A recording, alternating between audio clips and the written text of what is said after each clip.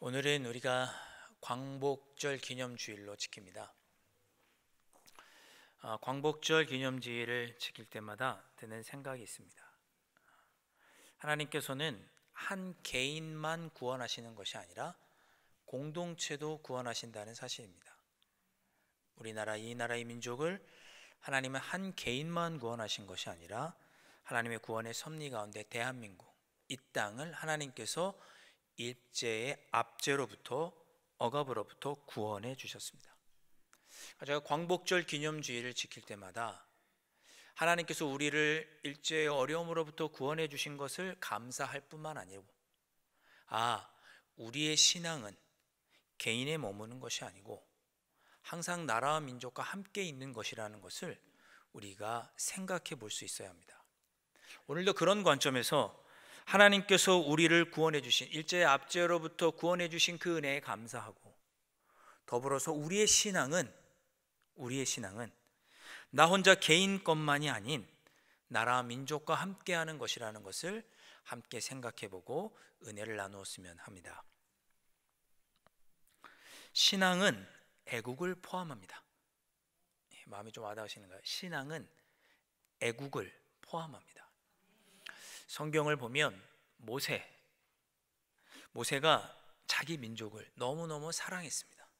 출애굽기 32장에 보면 모세가 하나님께 십계명을 받기 위해 시내산에 올라갔을 때 이스라엘 나머지 12지파들은 다 그 아래서 금송아지를 만들고 우상을 만들어 섬기고 있었습니다. 그 모습을 하나님께서 보시고 심판하려고 하시죠. 그때 모세가 하나님께 이렇게 기도합니다. 출애굽기 32장 32절에 그러나 이제 그들의 죄를 사하시옵소서. 그렇지 않사오면 원컨대 주의 기록하신 책에서 내 이름을 지워버려 주옵소서. 이렇게 기도합니다. 하나님, 이 하나님 아버지 앞에 큰 죄를 지은 이스라엘 백성들을 용서해 주십시오. 차라리 제 이름을 하나님의 구원책에서 지워버리실지언정 우리 이 백성은, 우리 이 국민은, 우리 이 동족은, 이 민족은 하나님 구원하여 주십시오라고 그가 기도합니다. 그렇게 기도할 만큼 그는 나라와 민족을 사랑하는 사람이었습니다. 바울도 마찬가지입니다. 신약의 인물 바울로 넘어오면 바울도 자기 민족을 뜨겁게 사랑했습니다. 로마서 9장 3절 말씀을 보면 나의 형제 곧 고륙의 친척을 위하여 내 자신이 저주를 받아 그리스도에게서 끊어질지라도 원하는 바로라. 나의 형제 곧 고륙의 친척들이 구원만 받을 수 있다면, 내 이름이 하나님에게서 떨어진다 할지라도, 그리스도에게서 끊어진다 할지라도 괜찮다. 하나님, 내 이름이 그리스도에게서 끊어질지언정 이 나라 이 민족 내 고륙 친척은 하나님 구원해 주십시오. 그렇게 바울은 하나님께 기도했습니다. 우리의 신앙은 항상 나 자신에게만 머물러 있지 않습니다. 나라와 민족을 향하고 신앙은 애국을 그래서 포함합니다. 우리도 모세처럼, 바울의 경우처럼 자기 생명을 바쳐서라도 조국을 구원하고 싶어하는 그런 열정이 신앙 가운데 우리에게 있어야 하겠죠. 그런 것을 생각해 보는 주일이 광복절 기념주일입니다. 여러분, 쇼팽 잘 아시죠? 예, 쇼팽. 쇼핑이 아니고 쇼팽입니다. 네. 쇼팽은 폴란드의 음악가입니다. 19세기에 활약했던 음악가죠. 유명한 피아니스트죠. 네, 그 폴란드는, 쇼팽의 조국이었던 폴란드는 당시 유럽의 작은 나라에 불과했기 때문에 여러 나라의 침략을 받고 120년 동안 어려움을 겪고 있던 나라가 폴란드였습니다. 그러니까 자연스럽게 폴란드의 청년들은 용감했고 죽음을 두려워하지 않고 나라를 생각하는 그런 청년들이 가득했습니다. 쇼팽도 그런 청년이었습니다. 크리스찬이면서 나라와 민족을 걱정하던 사람이 쇼팽이었습니다. 1827년에 그가 독일에서 유학을 마치고 돌아오는 길에 마차를 타고 이렇게 돌아오고 있는데 같이 마차에 탔던 여러 사람들이 자기 조국 폴란드를 욕하는 거예요. 폴란드가 이런 애 저런 애 말하고 마치 그 자리에 앉아있는 쇼팽을 비웃더라도 하듯이 폴란드를 멸시했습니다. 그 이야기를 쇼팽이 듣고 있다가 도저히 견딜 수 없어서 마차가 어느 마을 식당에 도착했을 때 즉시 뛰어내려가서는 어디 피아노 없는가 보더니 피아노를 발견하고는 그 자리에 앉아서 자기의 그 울분을 피아노로 표현하기 시작했습니다. 자기 나라를 욕하는 사람들 때문에 자기 마음에 생긴 울분, 하나님 이 폴란드를 지켜주십시오라고 하는 간절한 기도를 담아서 그 즉시 생각나는 대로 피아노를 연주하기 시작했습니다. 그 즉흥곡이 바로 플로네즈 E플랫 B 단조 혁명이라고 하는 곡입니다. 여러분, 제가 검색해서 들어봤는데 시작할 때부터 꽝꽝꽝꽝 하면서 격렬하게 시작이 되는 아주 유명한 연주곡입니다. 쇼팽은 자기에게 주신 하나님의 그 피아노를 향한 열정뿐만이 아니라 조국을 향한 열정도 그의 신앙 안에 갖고 있었습니다. 총을 가지고서만 조국을 빛낼 수 있는 것은 아니다. 폴란드 사람이라는 긍지를 가져라. 그렇게 아버지로부터 교육받았던 그는 자기가 가지고 있는 재능을 가지고 하나님께 기도하며 나라의 독립을 위해 애썼습니다. 쇼팽만 그런 것이 아닙니다. 한국 교회도 마찬가지입니다. 일제 강점기에 우리나라 조선시대 교회의 설교를 분석한 논문이 있습니다. 읽어보았더니 참 재밌었습니다. 우리나라 조선의 설교가 나라의 위기에 어떻게 변했는지를 분석한 그런 논문이었습니다. 일제강점기 초기에 전국적으로 3.1운동이 있었습니다. 그때 우리의 설교는 국민들의 마음을 일깨우고 민족성을 고취하고 일제의 압제로부터 싸울 것을 격려하는 그런 설교였습니다. 대놓고 일제라고 말할 수 없기 때문에 성경의 언어를 통해서 출애굽 사건은 일제로부터의 독립을 의미하는 것이었고 바벨론 포로로부터의 귀환은 광복을 의미하는 것이었습니다. 그렇게 성경의 언어로 우리 백성들이 일제와 싸우도록 격려하는 설교를 했습니다. 하나님께서 회복시켜 주실 줄 믿고 두려움 없이 맞서고 죽든지 살든지 그날이 올 때까지 인내하면서 하나님의 뜻대로 살 것을 조선 강단에서 설교 중에 선포했습니다. 단순히 교회의 신앙만이 아닌, 개인의 신앙만이 아닌 나라와 민족을 걱정하는 신앙이 자연스럽게 꼽혔던 거죠. 그런데 안타깝게도 3.1운동은 나라의 독립까지는 이어지지 못했고 오히려 교회에 큰 피해가 있었고 그 일로 말미암아서 교회가 핍박을 받기 시작했습니다. 시간이 좀 지났습니다. 일제강점기 중기에 1920년대 중반과 후반을 지나면서부터는 교회의 설교가 변하기 시작합니다. 안타깝게도 나라의 회복보다는 개인적인 내용으로 설교되기 시작합니다. 회개와 성결을 강조하였고 개인적인 성숙과 사랑의 삶을 강조합니다. 예수님처럼 너희의 옛 몸을 십자가에 못 박고 거룩한 모습으로 죄악을 이기고 죄성을 버리고 선을 행해라, 이런 내용의 설교가 나타나기 시작했습니다. 신앙은 더 이상 애국이 아닌 개인적인 문제로 축소되고 있는 거죠. 더 놀라운 일은 일제강점기 후기입니다. 1930년대 후반으로 넘어가면 교회가 일제 치하에 순응하고 그를 일제를 옹호하는 설교를 하게 됩니다. 1940년대 후반으로 넘어가면서 신사참배가 보편화가 됐죠. 기독교 학교도 다 신사참배를 받아들였습니다. 선교사들이 세운 학교도 다 신사참배를 받아들였습니다. 왜? 그렇지 않으면 학교가 문 닫아야 되니까. 교회도 다는 아니지만 많은 교회들이 신사참배를 받아들였습니다. 그러지 않으면 교회를 핍박하고 성도를 핍박하니까. 그런데 거기에 그치지 않고 강단에서 올려 선포되었던 설교 중에 이런 설교들이 있었습니다. 당시 2차 세계대전 중에 일본과 싸우는 적국 연합군이겠죠. 그들을 죄의 세력이라고 표현하기도 하고 설교단에서 일제가 우리를 다스리는 그 일제가 우리를 향해 갖고 있는 치리 방법인 그 법이 하나님의 법과 똑같다, 이렇게 설교하기도 하고, 그러니 일제에 순응하며 살라고 설교하고, 심지어 우리의 자녀들이 일제에 징집되어서 군사로 나가는 것을 장려하는 설교도 했습니다. 황군에 함께하는 것이 영광이다. 신앙을 포기하는 모습을 보이고 신앙이 포기되자 애국 애족의 마음도 포기되는 모습을 한국교회 강단에서 행해졌습니다. 여러분, 우리의 신앙은 개인적일 수만은 없고 반드시 우리의 신앙은 교회와 나라라는 큰 공동체와 더불어 함께 있는 것입니다. 여러분, 잊지 마십시오. 우리의 신앙은 늘 공동체와 나라와 민족과 함께 있어야 합니다.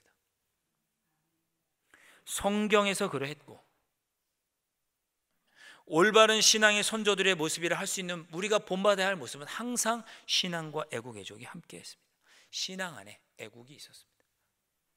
나라의 어려움을 마주한다면 우리 신앙인들은 그 누구보다 먼저 하나님의 뜻에 비춰 앞장서야 하겠죠. 나라와 민족을 위해 애국 애족의 마음을 가져야 할 것입니다.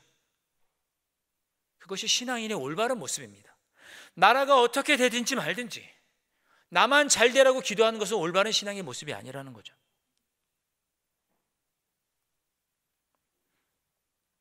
오늘 출애굽기 19장은 우리의 신앙이 어쩔 수 없이 애국 애족과 나라와 결부될 수밖에 없음을 잘 보여주는 말씀이 출애굽기 19장입니다. 출애굽기 19장을 보면 이스라엘 백성들이 어디에 도착했느냐? 시내산에 도착을 합니다. 시내산 아래에 도착을 하고 거기서 하나님과 계약을 맺게 되죠. 1절과 2절 말씀 보시면 이스라엘 백성들이 시내 광야에 도착을 했습니다. 시내 광야 산 아래, 시내산 아래에 도착을 했습니다. 시내 광야에 이르기까지 얼마 걸렸냐? 3개월이 걸렸습니다. 출애굽해서 저 아래, 시내반도 저 아래에 저기 있는 시내산에 이르기까지 3개월이 걸렸습니다. 이 3개월 길다면 길고 짧다면 짧은 시간인데요, 이 3개월에 많은 일들이 이스라엘 민족에게 있었습니다. 이 3개월 동안 3절과 4절을 보면 하나님께서 돌보아 주시고 독수리 같은 팔로, 전능한 팔로 이스라엘 백성을 품어주시고 그들을 등에 업고 안휘해 주셨다고 하는 내용이 3절과 4절에 간략하게 요약되어 있죠. 이 3개월 동안 어떤 일이 있었는지 여러분 잘 아실 거예요. 이스라엘 백성들이 애굽 땅에서 10가지 재앙을 통해서 출애굽한 일이 있었고, 홍해 바다를 건넌 일이 3개월 안에 있었고, 만나와 메추라기를 경험하는 놀라운 사건이 3개월 안에 있었고, 하나님께서 매일매일 3개월 동안 구름 기둥과 불 기둥으로 지켜주셨습니다. 아말렉과의 전쟁에서 승리하게 하셨습니다. 하나님께 기도할 때 하나님께서 아말렉과의 전쟁에서 승리하게 하시는 일을 경험하는데 그게 3개월 안에 있었어요. 그러니까 이 3개월은 그냥 흘러간 3개월이 아니고 하나님께서 살아계시고 전능하신 하나님이시고 우리와 함께 하시고 구원의 하나님, 전능하신 하나님이시라는 것을, 승리의 하나님이시라는 것을 보여주시는 사건이, 그 시간이 이 3개월이었습니다. 이 3개월을 마주한 후에 이제 시내산에 도착해서 하나님께서 그 하나님의 은혜를 경험한 이스라엘 백성들과 언약을 체결해 주시려고 하는 거죠. 과거 모세를 시내산으로 부르셔서 그에게 사명을 주셨던 것처럼 이제 이스라엘 민족, 그 백성, 그 공동체를 선택하셔서 부르셔서 하나님께서 이스라엘 백성과 사명을, 언약을 맺으려고 하시는 것입니다. 지난 3개월의 신앙 동안 이스라엘 민족은 하나님이 어떤 분이신지를 확인했습니다. 세계가 다 나에게 속하였다는 것을 이스라엘 백성들은 확인했습니다. 아, 그렇구나. 하나님께서 역사를 주관하시고 우리의 모든 것은 다 하나님께서 주관하시는구나. 우리 민족의 공동체의 운명마저도 하나님께서 주관하시는구나. 세상 모든 역사를 하나님께서 섭리하고 다스리시는구나. 다 하나님께 속하였구나. 3개월 동안 깨달았습니다. 5절과 6절 말씀에 내 말을 잘 듣고 내 언약을 지키면 너희는 모든 민족 중에서 내 소유가 되겠고 너희가 내게 대하여 제사장 나라가 되며 거룩한 백성이 되리라. 하나님은 모세를 시내산으로 부르셔서 이와 같이 말씀하시며 이스라엘 민족과 언약을 맺어주십니다. 3개월 동안 내가 어떤 존재인지 알았지. 내가 모든 것을 섭리하고 다스리는 전능한 하나님인 걸 알았지. 그러니 이제 나와 언약을 맺자. 너희들이 나의 뜻에 순종하면, 나의 말을 듣고 순종하면 너희뿐만이 아니라 너희가 속한 이 나라도 제사장 나라, 거룩한 백성이 되게 해주겠다. 이렇게 하나님과 언약을 맺습니다. 이 시내산 언약이라고 부르죠. 5절 말씀에 나오는 내 말을 잘 듣고 언약을 지키면, 이 같은 말입니다. 내 말을 잘 듣고 할 때 잘 듣는다는 말은 쉐마 이렇게 발음하죠. 듣는다는 말을 쉐마 이렇게 발음하는데 그 뜻은 단순히 귀로 어떤 소리를 듣는다는 의미가 아니고 이해하고 이해한 후에 순종하다, 실천하다, 그런 뜻이 쉐마라는 단어의 의미입니다. 우리도 이제 자녀들에게 얘들아 엄마 아빠 말 잘 들어야지 그렇게 이야기하죠. 그 얘기는 단순히 부모님의 이야기를 잘 들으라는 이야기만이 아니고 부모님의 말을 듣고 순종해라, 그런 뜻이죠. 너희들이 하나님의 말씀을 듣고 이해하고 순종하면 너희가 속한 나라를, 백성, 그 민족을 제사장 나라, 거룩한 백성이 되게 해주겠다고 약속해 주시는 내용이 오늘 본문입니다. 우리의 신앙이 하나님의 말씀을 듣고 그 뜻대로 행하는 것은 개인적인 신앙일지는 모르겠지만 그 결과 우리가 하나님과 계약을 맺어서 우리가 하나님의 뜻에 순종하고 살면 그것이 개인적인 일인 것 같지만 그 결과적으로는 제사장 나라, 거룩한 백성이 되는 하나님의 은혜를 입게 될 것이다 라고 하나님께서 약속해 주십니다. 여러분이 갖고 있는 신앙은, 우리의 신앙은 나 자신만이 잘되고 흥하는 그런 신앙이 아니고 우리 교회와 이 나라 이 민족이 하나님 아버지 앞에서 제사장 나라, 거룩한 백성이 되게 하는 애국 애족의 길이, 여러분이 하나님의 말씀에 순종하며 살아가는 그 길입니다. 그리스도인의 애국 애족, 그리스도인의 나라 사랑은 밖에 들고 나가서 화염병을 던지고 데모하고 하는 것도 애국 애종의 정신이겠지만, 그러나 또한 우리의 삶의 자리에서 하나님의 뜻을 분별하여서 그대로 실천하며 살아갈 때 그런 우리를 통해 하나님은 제사장 나라, 거룩한 백성 삼아 주시겠다고 약속해 주셨습니다. 제가 이렇게 말하는 이 메시지를 그냥 우리는 교회의 정치와 세상적인 일에 관심이 없으라는 뜻인가 보다 이렇게 이해하지 마시고, 그것도 맞고, 그러나 또한 우리가 감당해야 할 가장 중요한 보다 본질적인 애국 애정의 신앙 정신은 우리가 삶의 자리에서 하나님의 뜻을 분별하고 옳게 행하는 것, 그것이 우리가 신앙의 눈으로 접근하고 바라봐야 할 애국 애족의 방식이다. 여러분, 그렇게 우리가 하나님의 뜻대로 행하는 그런 삶을 살면 제사장 나라, 거룩한 백성 되게 해주시겠다고 하나님께서 약속해 주셨습니다. 제사장 나라는 어떤 나라입니까? 제사장은 중보자죠. 하나님과 사람 사이를, 하나님과 죄인들 사이를 중보해주는 중보자가 제사장이죠. 그렇기 때문에 제사장은 거룩해야 됩니다. 거룩한 백성, 제가 지난주에 거룩함에 대해서 잘 말씀드렸습니다만은 거룩한 백성, 구별된 백성이죠. 하나님의 뜻을 행함으로 인하여 세상과는 구별된 백성. 우리가 삶의 자리에서 모든 그리스도인들이 하나님의 뜻대로 순종하며 살 때 우리의 나라도 세상 속에서 하나님과 다른 나라 간의 중보자가 될 것이고, 우리 민족도 구별된 민족으로 하나님의 영광을 드러내는 민족이 될 것이다. 그렇게 약속해 주시는 내용이 출애굽기 19장이죠. 구약 성경에 보면 이 나라라고 하는 조직이 5가지 형태로 나타납니다.